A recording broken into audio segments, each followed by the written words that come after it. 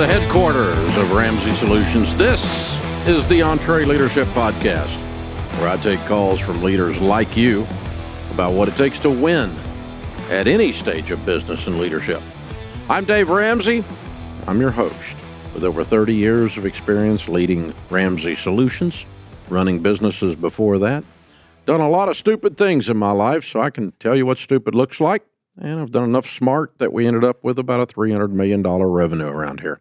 So if you want to talk to a practitioner about how to run and grow your business from a card table in my living room to where it is today, I'm your guy. If you want theories, you'll probably have to go somewhere else. The phone number here is 844-944-1070. If you want to participate, call that number. Let me give it to you again. You're running a business, you got a question, tell me your nightmares, tell me your struggles, tell me how I can help, because I want you to win. Gosh, man, when small business wins, America wins. So if you're really struggling with something, 844-944-1070. Maybe you have a technical question. I'll try to answer it. I'm an expert on my opinion. EntreLeadership.com/ask. You can also put your question in there, and we'll get back to you, get you on the air, and make you part of this podcast. EntreLeadership.com/ask, or the phone number again, 844-944-1070. Mike's in San Francisco. Hey, Mike, how can we help? Hi, Dave. Thank you for taking the call. I'm really excited to chat with you. You too. Dave, I'm in the middle of like a family business nightmare from inheritance. Oh, God. And what we've got is we've got a company where my dad was partners with his brother, and my side of the family owns 47% of the business, and his my uncle owns 51 or 52% of the other side. And there's no shareholder agreement, right? Every one of the kids got dished out their individual portion, but you know, there's no way to get the money out, Dave, and there's a lot of funny business in the business right now, and I'm trying to figure out, what do I need to do to like navigate this problem inexpensively, or is there a way to make this all work for us? You know, and there's no profit sharing or anything like that. And so I'm just looking for some help, and I'm open to answering any of your questions. Okay, so you and your brothers and sisters own 47%. That was your dad's share before. Yes, sir. Okay, and your uncle's running the business. Yeah. Any of you in the business? I'm in the business. My brother is no longer in the business. He didn't want to have anything to do with it because it was so challenging. What's your position? I'm the second vice president of the company, and I sit on the board of directors with my mother. Okay. Is this an LLC or sub-S or what? It's an S Corp. It used to be a publicly traded company that was taken private in the 80s. Okay. What's the top line? Top line, revenue. we do about 1.8 million, but we've got a lot of commercial business assets in the form of real estate. Okay. All right. So what is your desired future? If everything went right, what would it be? A liquidity event. Everybody gets a bag of money, pre-tax, somewhere in the neighborhood of $9 million for the people that own 13.5%. They can take their 52% of the money and go do whatever they want to go do. I think that's probably the easiest way to do it. I mean, the kids don't know anything about the company outside of my brother and myself. The uncle wants to sell or doesn't want to sell? I think he's just going to hold forever, Dave. We've had some opportunities to sell some of the assets, but the deals did not materialize, and we were not involved in the business discussions of those deals in terms of negotiation. And you don't have to be. You're a minor shareholder. He's got the power. Yes, sir. Okay, you guys need to get some legal advice before you sit down with your uncle, so you know what your worst case scenario is, and then you're going to have an ultimatum, it sounds like, doesn't it? That's kind of where I think it's going, Dave. I mean, because we've tried to talk to him, and he just stonewalls everybody and goes, "Screw you! I'm going to do what I want to do," which he technically can do. Yes. But as if everybody's going to stand around. So if this were a general partnership in most states, now I'm not an attorney, and I certainly don't know California law, which is weirder than crap in most cases. But I agree with you. But a normal way of looking at this, if this were a general partnership, you could simply sue for it to be disillusioned, for it to be liquidated. Okay. Even as a minor shareholder, you could sue and have a judge rule that since he's not maintaining his fiduciary role for the minor shareholders, meaning you guys got no say, you got nothing, you get no distributions off of the profits, you get nothing out of this, and so the judge is going to say, liquidate this. Now, that's with a general partnership. A sub-S is more complicated, especially one that's come back private after having been public, so I have no idea what's in your charter and in all of that. The board of directors, I assume you all don't have enough votes on the board of directors to force this either, right? That would be correct. The board of directors is stacked out of our favor with people that will vote in favor of what the uncle would like to do. Yeah. So you're going to have to get some legal advice because honestly, I don't know what you're going to be able to do. But let's pretend for a second that my theory could be right, and I have no idea if it is, that you could sue for disillusionment. And, or you could go to circuit court and the judge drops the gavel and says, I am ruling that this business has to be sold by this date. And these assets have to be liquidated and the shareholders have to be paid out their pro rata amount. Okay. That would be a normal ending to an adversarial situation like this in most methods of ownership. But again, you got to get legal advice. If you have let's pretend for a second, because I don't know any other way to get you out of this. Let's pretend for a second that the judge will, that is a way that can happen in California with a sub-S, with the way yours is structured after they review your charter and everything. Okay. If you can pull that off, then you've got something to put in front of your uncle to move him. Mm-hmm. So we need to work together, maintain all of our relationships. We want to love you. Dad loved you. He worked with you. You all grew this thing. I'm in here working, trying to help you make it work. But the way it's going is not going to continue. Either you and I are going to develop a game plan with some deadlines that some of these assets are going to be liquidated and the business is going to be liquidated and the shareholders paid out, and you can go get the money and buy us out. You can... we can sell the thing off, or we can sell it all pieces of it at a time and book value it. Don't really care, but we're not going to sit here and get nothing and you do whatever you want. Those days are over. Please, let's figure out a way that we can work with this and do it together. And, very kind voice, but very solid and saying, so, and so doing nothing is no longer an option. You're either going to volunteer, and we're going to do this together as friends and family and maintain, or we're going to have a judge make you do it. That's assuming you can have a judge make you do it. Or you could just say, we're going to drag you into court, and it's going to cost everybody everything because we're not going to sit here and watch you just run this thing in the dirt. Okay. And that's even if you couldn't win. You can still make it so painful that he will get out. Really. I would much rather just do this on a relationship basis, but it sounds like you all have given that a shot. Well, Dave, I don't know if the relationship route is exhausted, but I do find myself hovering my hand over a nuclear button, right? That's exactly what I'm talking about. What else should I do? So sometimes it helps to have these conversations from a position of, because sometimes what we have to do with your uncle, people in your uncle's situation, in any kind of a negotiation, I often find myself having to explain to them repeatedly in the conversation, we're not staying where we are. That's not an option anymore. We're either going to go this way, or I'm going to take us this way. I'm going to push the button. Okay, and so but we're everything's no. You didn't understand. We're not staying where we are, and you just got to. There's like something has to be pierced through their brain to get them to hear that. You know what I'm saying? Yeah. You have to use a pry bar to really get some leverage. Yeah, he's just not used to people telling him that he can't do something. You're right, Dave. And so we are going to change this. You don't have an option in that anymore. The only option you have is whether you're going to participate willingly, and we're going to do this on a friendly basis, and we're going to walk this out, or whether it's going to get nuclear. And I don't really want to go nuclear. It's no fun. But we're not No, it's going. not. Yeah, we're not going the way we've been going for the last 3 years. You're driving everybody nuts.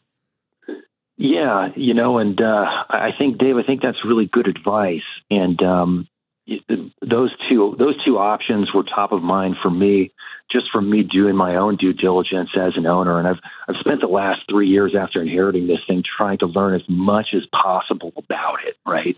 To try and figure out, well, what's a risk? What isn't a risk? How do I get rid of a risk? You know, that kind of thing. Yeah. And this stuff keeps me up at night, Dave. Yeah. And I kind of, I've got a little more clarity. Thank goodness you talked to me, because I knew you had a lot of experience to draw upon. Yeah. And all the lawyers wanted was a boatload of money. Yeah.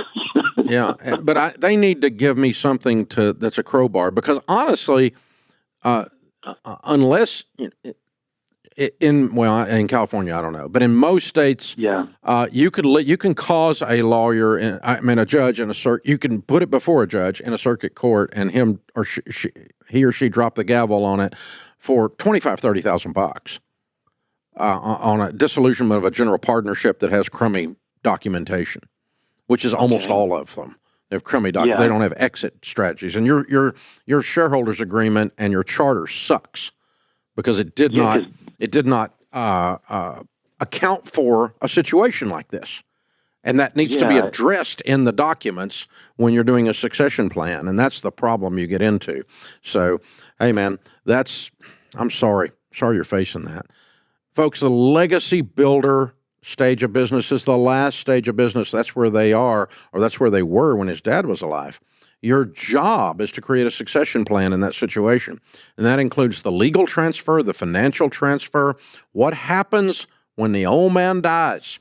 We have that meeting around here every so often. What happens if Dave dies this year? We always have one of those once a year. I call it the Monty Python meeting. I'm feeling much better. It's just a flesh wound. But every year we do a meeting that's, if Dave dies, here's how this is going to go around Ramsey Solutions. And then we know what's going on. And everybody knows. The leaders know. The family knows. Everybody knows. This is EntreLeadership Podcast. Welcome back to the EntreLeadership Podcast. Let me finish that thought. When you're at the legacy builder stage, that is the 5th stage of business. Your primary problem at that point is to figure out how the business is going to exist without you and how it's going to be transferred. That's called a succession plan. If you've been running the business more than about 45 minutes and you've not started thinking about your succession plan, you're already late. I started working on mine 14 years ago. No, wait a minute, 15 years ago now. And I got to tell you, those of you that own a business, it's devastating. Because it's like doing your will. It makes you think, I'm going to die any minute, right? But it's number one. But number two, you're planning, either due to retirement or death, to become less important. And the problem is, if your plan works, you become less important, which kind of pisses you off. I'm just speaking from experience, okay? And so, like, I've got all these Ramsey personalities now, so I'm less important. But it's my fault. But it's the only way this place survives. Otherwise, it dies with me, which would be kind of dumb after spending all this effort to build it up. And so if you want your family all to be pissed off at each other generationally, leave a business in a mess like that last guy's in. Because now we got cousins and uncles and brothers and everybody's stressed, and there's millions of dollars on the line. And so they're really stressed and they're really unhappy. It's just bad business to not develop a detailed estate plan and succession plan. Who's going to handle the operations? How are decisions going to be made? How do we decide exit strategies for shareholders that want out? How are we going to, do we need a buy-sell agreement funded by life insurance, which is usually what happens when there's two brothers doing something like that. One of them dies, a chunk of life insurance is left to the other one to buy out his kids, the one that died's kids. That's called a buy-sell agreement. And we see that typically with a partnership, a two-brother or two-sister or whatever, two-sibling operation. because usually the uncle doesn't want to be left with the kids of the other one and, running around going, I want my money, like that last one, which is reasonable. So I don't care what your plan is, but have one. And when you're at the legacy builder, the last stage of business, after you've worked so hard to get your business up and running, have a way that the revenue sources transfer, have a way that the buyouts are financed with insurance or something, have a way that there's a will and a detailed document, shareholders agreement, LLC agreement, whatever it is, partnership agreement, have everything detailed out. And it's stuff we don't like to work on when we're trying to run a business because we're busy running the business. But here's what's weird is the very thing that you've loved and poured your life into, you're destroying by not doing it. Because that business in that last call is not going to survive the fact that they didn't do this. The business is going to get liquidated in some form, and it's going to be nasty because the two old men didn't do their jobs in this area. And so it haunts me. And so I spend an inordinate amount of time, an inordinate amount of money on making sure our brands transfer, making sure our ownership transfers, our leadership transfers, and there's a detailed succession plan that goes with the territory. And if you're running a business that, is of any size, you need to do that. Really, you need to do it, period. If it's two old boys in a plumbing truck, for God's sakes, figure out who gets the tools. Just work it out, lay it out. And that way, because, people will not speak to each other over a wrench, for God's sakes, generationally. So particularly people like hillbillies like me or some of you Cajuns out there, you Italians, we carry grudges generationally, right? And so you got to do this stuff. You've got to lay it out in detail, folks. All right, up next is going to be Wes in Myrtle Beach. Hey, Wes, welcome to the EntreLeadership Podcast. What up? Dave, how you doing? I appreciate you having me. It's an honor. Honor to be with you, sir. How can we help? I am personally debt-free except for my house. I own a small insurance agency here in Myrtle Beach, and the only debt I have is my vehicle, which $179 expensed in the first year. That was 2 years ago, and I need you to talk me out of doing that again in a couple of years. You can 179 it without debt. Why would I talk you out of it? Well, then I get to keep, 80% of that cash across the few years that I pay it off. Oh, you're talking about financing it to 179 it. I'm sorry. Yes, sir. Oh, but if you 179 it, you're writing the whole thing off in 1 year. That's right. You got your cash all back. But you get the full deduction in 1 year. But I've spent the cash up front. Yeah. Listen, I have never met a multimillionaire who financed their way into tax breaks. I had a feeling that's what you were going to say. Never met one. And so you're just playing with games here, trying to find some way to get, as another caller on the podcast a couple weeks ago said, drunk Uncle Steve, Uncle Sam, right? Drunk Uncle Steve. I think I'm going to use that forever. But you're trying to keep drunk Uncle Steve. You're spending too much of your brain power keeping drunk Uncle Steve out of your life. We 179 max out around here every year, but it's for stuff we paid for. Right. And of course, you're not getting it all back when you're just getting the deduction, but at least we're getting the deduction. Sure. And, but it's a business expense that gives me an ROI. And I'm not, now, if your vehicle is not giving you an ROI, then it's actually a personal expense. Got it. So as an insurance agent, I do use my vehicle. Okay. Yeah, but does the purchase of it, does the purchase of the upgrade give you a return on investment? Probably not. It would not. It gives me an excuse to have a nicer car is really how the CPA kind of outlined it. Yeah, that's exactly what it is. Yeah. So, if you were doing this for an employee, you wouldn't be upgrading the car. That's a good point. If you're furnishing a company car. So I should treat myself as an employee and not. Well, just think about it that way, because what you're doing here is creating overhead. But I would do the upgrade and take the 179. Sure. If you're using the car enough to justify it in an audit to where you're going to survive the audit to 179, the thing, I would do it. but I'm just going to pay cash for it. Life's just too short to be in debt, man. I'm just not doing that crap. It doesn't work. Hey, man, thanks for the call. Sorry, I don't know if I talked you out of it, because I think you and your accountant are kind of into this stuff, but I'm not. I'm into not having any payments regardless, even if it helps me beat up. Listen, I hate drunk Uncle Steve, but the only thing I hate worse is banks. And debt. So I'm not going to go in debt just to punish drunk Uncle Steve. That's what it amounts to. It's just that simple for me. So, hey, running a business is really hard.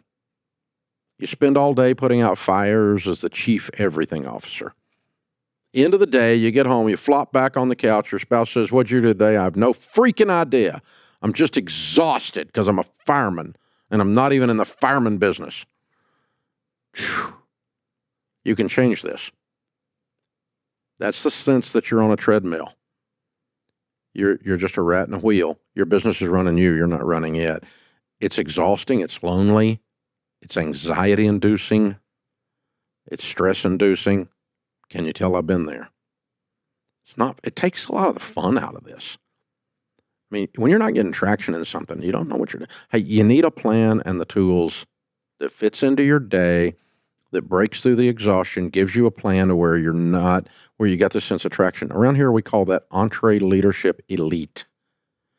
Now, EntreLeadership gives you the tools, gives you a detailed plan, gives you teaching lessons by me and other people here on the EntreLeadership team, showing you how to level up through the different stages of business, how to work the drivers of the business so that you're moving forward and getting more and more sophisticated, more and more peace in the business, more and more traction in the business. And it's free for the first 30 days. Did I mention it's free? Hello. It's free for the first 30 days. And you can get in there and figure out if it's worth any money or not. The weekly report tool alone is worth more than we charge for EntreLeadership. EntreLeadership Elite. Check it out for free. EntreLeadership.com/elite. EntreLeadership.com/elite. Now, there's 6 drivers in business. And they are in order, and they do feed off of each other. And they give you momentum. My friend Jim Collins calls the concept a flywheel. This is not exactly a Jim Collins flywheel, but it does have some of the sense of that. The first driver in business is the personal driver. You thought it was profit. You thought I got to get a product out there. No. It starts with you. You will discover soon in business that almost all the problems in business are problems you caused. I've discovered that. I figured out that I had some bad people in the building, and I figured out that was my fault. I let them in the building, and worse than that, I kept them. That's my fault. I've got to grow as a hiring leader. I've got to grow as a boss, as a manager, whatever title you want to put on this. I like leader because I want to be in front showing the way. But it starts with personal and personal growth. I'm the problem and I'm the solution. I've got to get better. That's why you're on this podcast. That's why you're listening. Starts with personal. We're going to be covering all these drivers over the weeks and all these stages over the weeks and how this process works to level up and grow your business and get better and better and better as you go. So I want you to be sure you're listening as we do that, because it goes from personal next to purpose, and then to people, then to plan, then to product, and then to profit. And as you go around through those drivers and you get better at each one of them, you're driving the business, you're driving the momentum of the business is spinning up and leveling up for you. I'm going to keep showing you that over and over and over and over till we get you where you need to go. This is the EntreLeadership Podcast. Thanks for listening to the EntreLeadership Podcast. Justin's with us. Justin's in Boston. Hey, Justin, what's up, man? Hey, Dave. Thanks for taking the time to speak with me. My honor. So I have a full-time job and a side hustle, and as part of that side hustle, I have an idea for an invention, for lack of a better term, that's been engineered and designed, and I have a prototype that is in the process of being made now. And as I look ahead to potentially bringing it to market, one thing that keeps coming up is venture capital, and I follow your principles. I run my life, my business debt free, and I haven't heard you speak about venture capital. I was wondering what your take was on it, if it ever works, if it never works. And so I would just like to ask you what you think of it. It works if it takes you where you want to go, and where you want to go has to be a liquidity event that you put enough money in your pocket that if they take your baby and don't rock it, you're still okay and you walk away. Okay. But if you think you're going to have friendly partners who are just going to lift you up and cause all of your dreams to come true, no. A friend of mine's in that business. He says a venture capitalist is like picking up a hitchhiker and then they carjack you. Okay. So, I mean, that's what I'm afraid of, because it's kind of the way it ends up being. Because basically, think about it. If you change shoes for a minute, the venture capitalists aren't evil. I've got several friends that do it, and they do it with a good heart. But if I'm going to drop, let's just say we drop $15 million into your deal, okay? And all you've got's the idea. So what I'm going to have then is control. Right. It's the old, he's got the gold makes the rules or whatever, the golden rule. But I mean, I don't like that because it sounds greedy. But here's the thing: as if I were doing venture capital, and venture capital the same way, they're going to have 80% of the ownership and 100% of the control. Now they'll probably leave you in the driver's seat, but they're going to give you the GPS to follow, and you're going to follow exactly and do exactly what they say. And if you don't like where they're going, toughies, because they now own it. Yeah. And that's the problem, is people think that it's like a method of financing, but basically what you've done is you've sold 80% of your business for a number. And they're going to dump money into it, and they're going to use that money to try to accomplish the dream that you thought could happen and that you sold them, which is to get this thing up into production, get it into distribution, and it become the widget of the year. And everybody wants one of your widgets, and it's on Amazon Prime and landing on front porches, right? And that's the dream. But if I bought the dream and I'm the venture capitalist, I drop 15 mil into this thing, then I'm going to own the results. And if it goes bad, I'm the one's got the biggest loss if I'm the venture capitalist. So, of course, I'm going to take control. It's very unusual for them to not have complete control of your business from then on, and the majority, the lion's share of the profits are going to go to them. But you're getting a bunch of cash influx to cause your dream to happen that you did not think could happen otherwise. That's how it works. So as long as you're willing to accept that in a sense you have sold your business.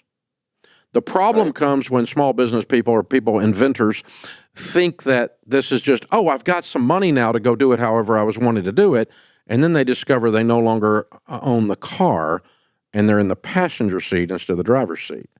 And it's very emotional, and it's, it hurts your feelings, you know what I'm saying? Because you went into it with the wrong expectations. But if your expectation is, whatever happens, they're going to own it and run it, and I'm going to be okay with that, I sold it, but I'm going to hang around and work it with them, and I'm going to reap something more than I would have if I didn't do this deal, and maybe I get some cash up front as a part of the thing too. Maybe there's a liquidity event on the buy-in. Sometimes you can get that. If you're okay with all that, but most of the time someone that's got their heart and soul into something like you do, that hurts your feelings. It would hurt my feelings. Yeah, plus I'm a control freak, and I mean, I don't think I would be able to. I would digest that too well. Yeah, I mean, you have actually. I wouldn't suggest this either, but you have actually more control to just go get an SBA loan. Because then you're in control as long as you pay the payments. Right. And you own 100% as long as you pay the payments. But I'm not going to tell you to do that either. Obviously, I'm Dave Ramsey. I don't tell people to do that. So what can we do in your situation? Well, what we've seen people do several times, what type of product is this without getting too deep into it and blowing up your secret? It would be a part for an AR-15 rifle. Oh, very cool. Okay, I'm your venture capitalist. No, I'm kidding. I don't even do that, but that's fun. Okay, the good news is here. Okay, so Ronnie Barrett's a good friend of mine that started Barrett Rifles. Hundreds of millions of dollars of Barrett rifles all over the world. And the famous 50 cal, right? It's a beast. And so he started this in his living room. He was a photographer. But he's, like you, he's an inventor and a bit of a spatial genius, and he's built that first gun by going to the local machine shop and showing them how he wanted the barrel made, how he wanted the plate made, and then he would bolt it together, and then they would fix it, take it apart, and put it back to, and do more machining on it, put it back together. He would take it and shoot it, and it would blow up, and you have to do it again. And he didn't even have a machine shop. He just paid the machine shop to make the first prototype, which is kind of where you are, right? And then, of course, he got the actual first one made and got some orders off of the prototype and never did bring in venture capital. Orders paid his upgrades. Orders paid his thing. So what you can do here is how expensive is it to make a unit for this item, per item? I mean, in the beginning, it'll be really expensive because I got to pay for the mold. No. I mean, once you've got that done, what are you going to have in it if you made 1,000 of them? I mean, they'd probably be like, guessing like $10 to $20 a piece. Okay. Do you have any money at all? I just been cash flowing everything as I go. So do you have any money? I have money, but it's mainly for the household, like the emergency fund and that kind of thing. Okay. Do you have $5,000 to throw at this? Not currently, but I mean, I could. Okay. So let's scrape up $5,000 and make a few of these. Okay. And put it on the internet and sell it. It's not a firearm. It's not an FFL item, right? Correct. It's an accessory, like a strap or a scope or a scope.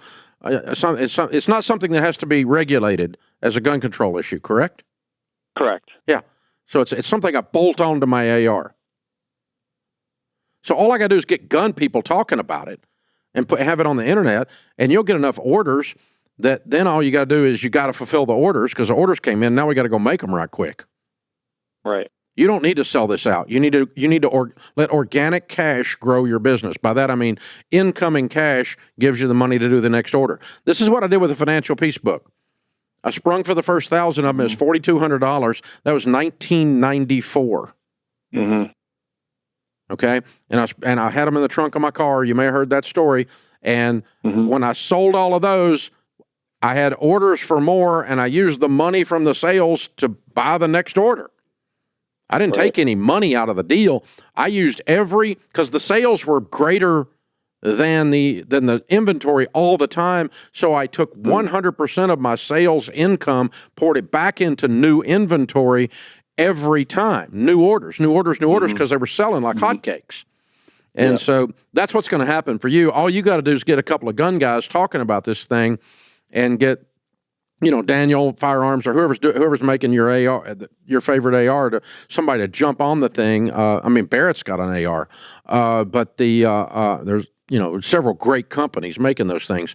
But yeah, if you get a couple gun guys on a blog talking about it, or you jump on a couple of podcasts and tell them what it is, or especially if it's YouTube and you can show it, then boom, the orders come in, and you use the cash and you got a little website built. It doesn't take much. Set up Shopify or something, right? And you bring the cash in, and then we get the thing rolling. You organically do it. Please don't sell this to a stupid venture capitalist. No, I really don't want to. I would just, it's something that keeps popping up whenever I discuss it with somebody. Yeah, but these people don't know what the hell they're doing. Yeah. With the businesses you work with, have you seen any trouble with, like, for example, if you do a pre-buy and maybe offer some, some kind of bonus or something, but then you have like a long lead time? Have you ever, with the businesses you work with, have you seen any issues selling things when you have like a longer lead time, now that we live in like an Amazon 2-day society of getting what you want? You can do stuff. Just tell people what you're doing. That's all you got to do.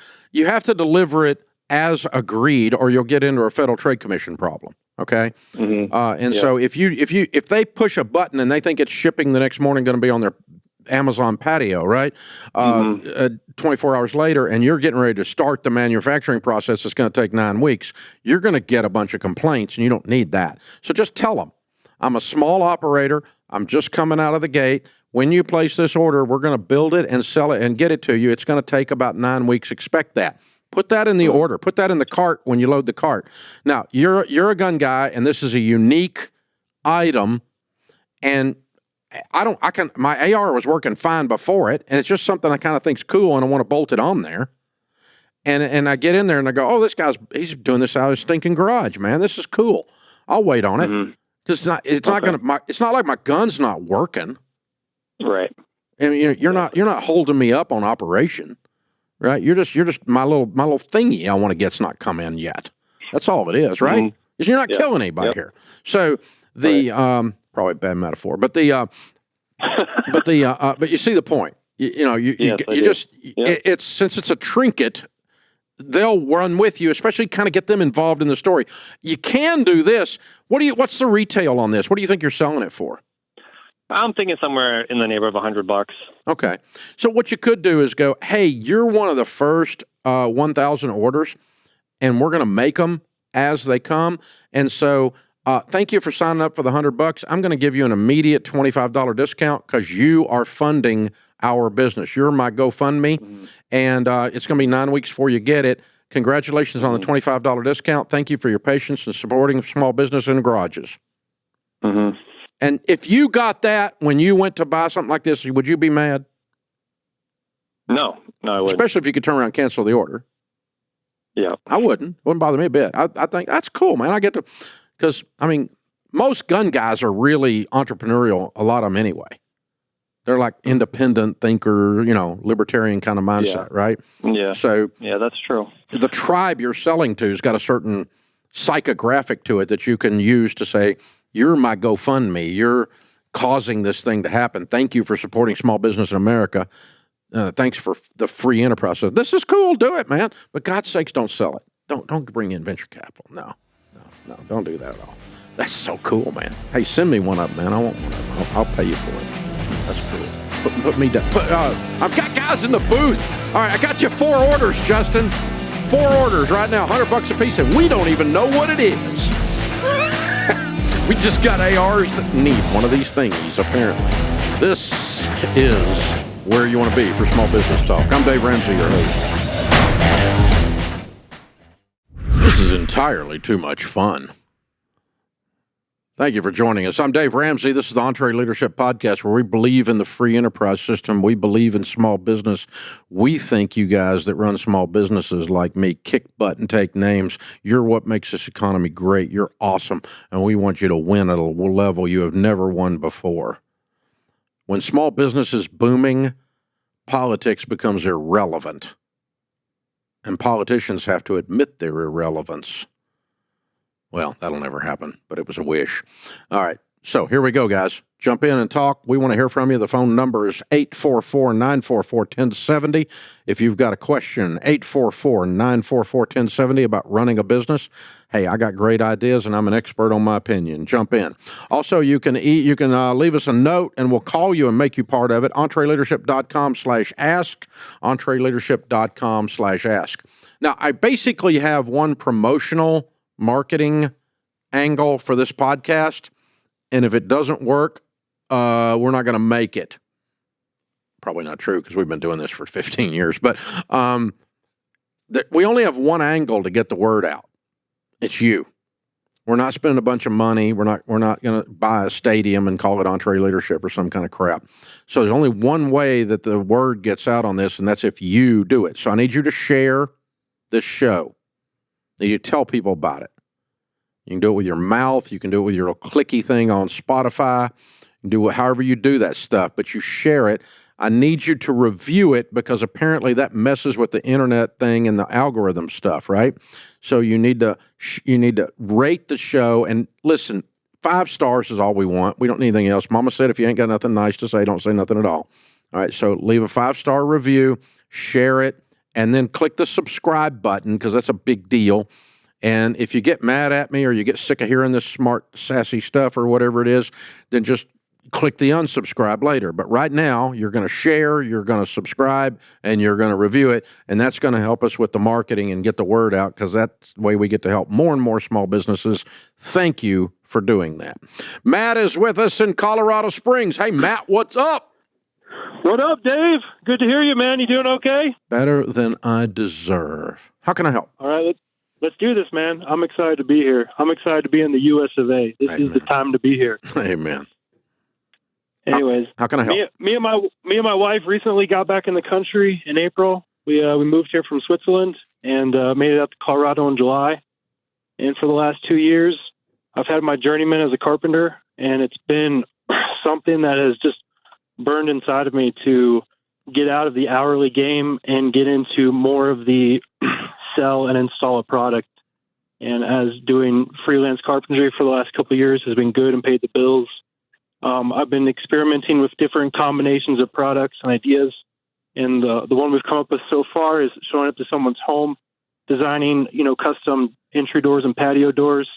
And with that comes a new territory I don't quite, I haven't really experienced, which is having a product, marking it up, making a sale, and getting paid for the install. So my question comes into play moving forward. What is profit and what is greed? When are we being profitable, serving a customer, getting stuff done, amplifying the community? But when are we at some point being greedy and saying, man, I just took that person's clock, Where's the balance point? Does that make sense? Yeah, it's a great question. And my friend Rabbi Lappin wrote a wonderful book. He's an Orthodox Jewish rabbi called Thou Shall Prosper. And in it, he says the basis of the book, there's 10 chapters, the 10 reasons that Jewish people have had a tendency to inordinately prosper at any time in history in almost any community. They seem to have an economic advantage, and it's not because of breeding or DNA or anything else. It's because of belief systems. And one of the items in that book is he says you cannot win at something, you cannot become successful at something. There's too much cognitive dissonance if you believe what you're doing to be morally wrong. In other words, someone who says, I am a crook, I am ripping people off, I am greedy, will not become successful at that. You can only do that to a certain extent before your brain starts to fry and you're working across purposes to yourself. And the advantage that the Jewish communities had, according to the rabbi, is that they see business as a godly act of service, as a high calling. And the way he describes it is if you have two, do you have children, Matt? Yes, sir. I have one. He's 17 months old. Okay. Do you have siblings? I got 3 sisters. Yeah. Okay. So if you see one of your children, when you have 2 children, do something nice for the other child, it, as a dad, makes you happy. You see what I'm saying? Yeah. God is the same way, Rabbi says. Mm-hmm. It makes God happy when one of us do something nice for the other. Now, something nice is not screwing somebody. It's not stealing from them. It's the guy wanted an artisan door put in his $14 million house, and you created this amazing experience of the creation of the door, the installation of the door, and the door, even though it's a lot of money to Matt, is a small percentage of the $14 million house and a really small percentage of the billionaire's life that ordered the door. So while it feels like a lot of money to you, it is not like buying a biscuit for that guy. Mm-hmm. So you served him. He's in love with the door, the experience of working with you because you showed up when you said you would. The door works. It's beautiful. His wife likes it. Even the freaking decorator likes it. Oh, my God, everybody's happy here.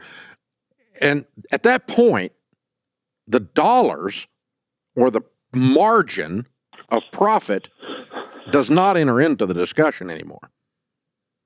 So it's not about amount. It's about intent. Okay. Another way of looking at it is this. Larry Burkett, who used to teach biblical finance, used to say, there's only one difference between saving and hoarding. It's not the amount of money. It's the intent. What are you doing? I'm saving. Why are you saving? I'm saving to change my family tree. I'm saving so I have more to be generous with. I'm saving to stabilize my family. I'm saving because I worship money.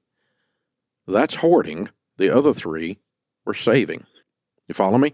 It's not an amount. Yeah. So your amount of profit does not dictate greed. Your intent dictates greed. Am I here to take advantage of someone? That's greed. Am I here to take them to the cleaners? That's greed. Am I here to get all I can get out of them? That's greed. No, I'm here to serve them. And then, as Rabbi says, he's got another great saying. He said, they're going to give you certificates of appreciation for the service with presidents' faces on them. So what's the most money you guys have ever made in your life in 1 year? It was right before we moved, and we were both working. I think in U.S. dollars, it came out to around 115. Cool. Where were you in Switzerland? We were just south of Bern. So you know where Interlaken is? Yep. There's 2 lakes. It's in between the 2 lakes. We were at the top of the first lake. It's called Thun. Yep. That's where we were at. I've been there. Yeah. Okay. So right between those two, if I recall, there's a 5-star dining experience. Okay. Yeah. Keep going. And it's like, if I remember, Sharon and I dropped like $1,000 for the 2 of us in there one night. Okay. And there's a lot of fine dining in Switzerland, by the way. Unbelievable food experiences. And so when I went in and dropped $1,000, my wife and I, on a special trip we were doing, enjoying that wonderful country of Switzerland. It's a fabulous trip, by the way. And and then the waiter came and made the experience super special by the way she took care of the table. Her knowledge of the wines, her knowledge of every plate that was brought in front of us. It was as much an experience as it was a feeding. You know what I'm saying? Mm-hmm. And so at the end of that, do you think I thought she was greedy when I gave her a huge tip? No. I was honored to leave her a large tip. A, I'm in an expensive dinner, and that's appropriate. B, her service was world class, so much so I'm talking about it. And that was like 6 years ago. But so when you go to a nice restaurant, you want to leave a tip because they did a good job, right? Yeah. And that's not greed.